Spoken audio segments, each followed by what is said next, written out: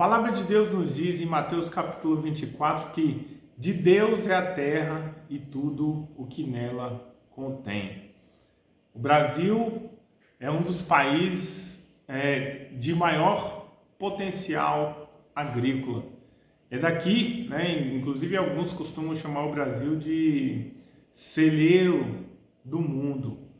E nós vemos que de fato, né, assim, alguns países se sobressaem nessa questão do plantio. Um exemplo claro é o Sul, Paraná, Rio Grande do Sul e agora, por exemplo, Bahia, sul da Bahia, onde grandes plantadores, né, grandes empresários da área agrícola estão plantando ali, entendeu? Então, nós devemos nos alegrar por isso.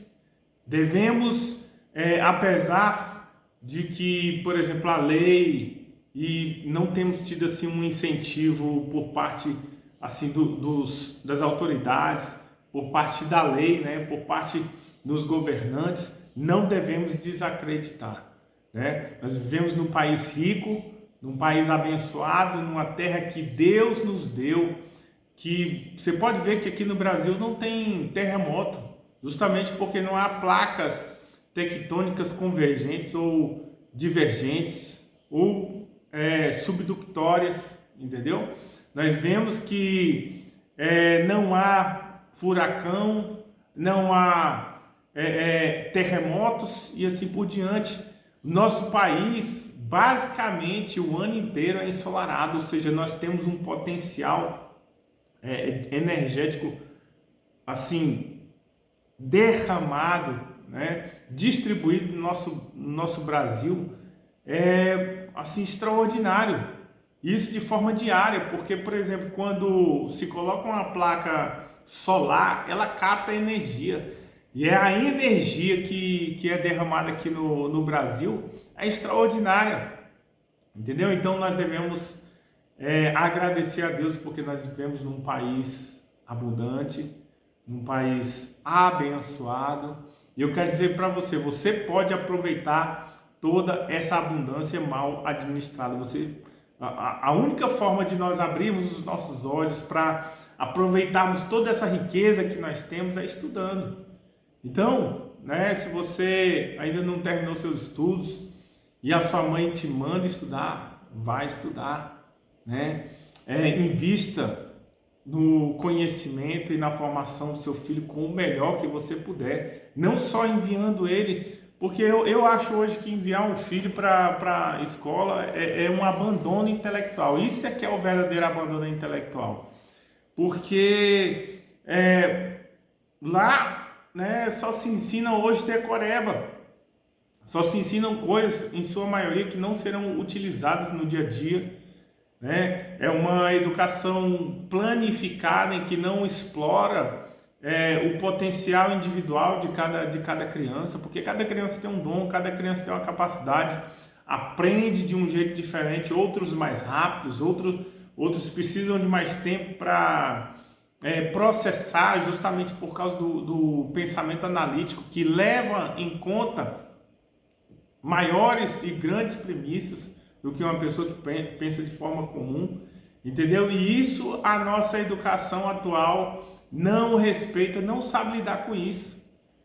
Nós podemos ver que em Brasília, o ensino de Brasília não está entre os primeiros, era para estar entre os primeiros devido ao valor econômico e potencial econômico que Brasília tem status de estado e também de município, entra verba de todas as formas, verba da União, verba com o imposto de estado, de município. E nós vemos que nas salas do Distrito Federal são colocadas crianças normais e comuns ao lado de crianças com TDAH, de crianças com transtorno de espectro de autismo, entendeu? Não leva em conta a individualidade, a neuroplasticidade de cada criança, a forma que o cérebro aprende, entendeu? Isso aí é só um extrato da educação para o Brasil. Se Brasília está ruim, o que direi os outros? Graças a Deus nós temos visto aí através do governador Ronaldo Caiado, o Goiás se sobressair no ensino, né? Eles têm investido bastante e tem sido um exemplo para todo o Brasil. Mas por que eu estou falando sobre isso? Estou falando sobre isso porque se nós investirmos na educação, se nós, você como pai, investir na educação do seu filho, cobrar a leitura extracurricular, pode ter certeza que amanhã nossos filhos, os seus filhos serão os administradores do Brasil e farão melhor do que aqueles que têm feito agora. O nosso país é um país cheio de reservas naturais, com uma grande biodiversidade que só existe aqui, plantas, né, habitats que só existem aqui. E apesar de toda essa riqueza, nós temos visto que grandes queimadas, grandes desmatamentos para a construção de plantio e também de fazendas, entendeu? Uma completa má administração e o abandono das nossas terras nas mãos de pessoas com interesses escusos e privados, entendeu? Então, nós podemos corrigir isso com a educação. Eduque seu filho, né? Se preciso for, eduque em casa. Faça, né, como muitos pais, milhares de pais já têm feito, apesar, né, de leis injustas e de o Estado mandar o seu filho para a escola, ele não tem tido, não gera uma base de estudo e desenvolvimento como nós vemos nos países de primeiro mundo, em que, por exemplo, há investimento na retórica, na dialética, há investimento em várias áreas do conhecimento e de acordo com a aptidão da criança, a inteligência que ela tem. Nós vemos que existem vários tipos de inteligência: inteligência matemática, espacial, inteligência musical, inteligência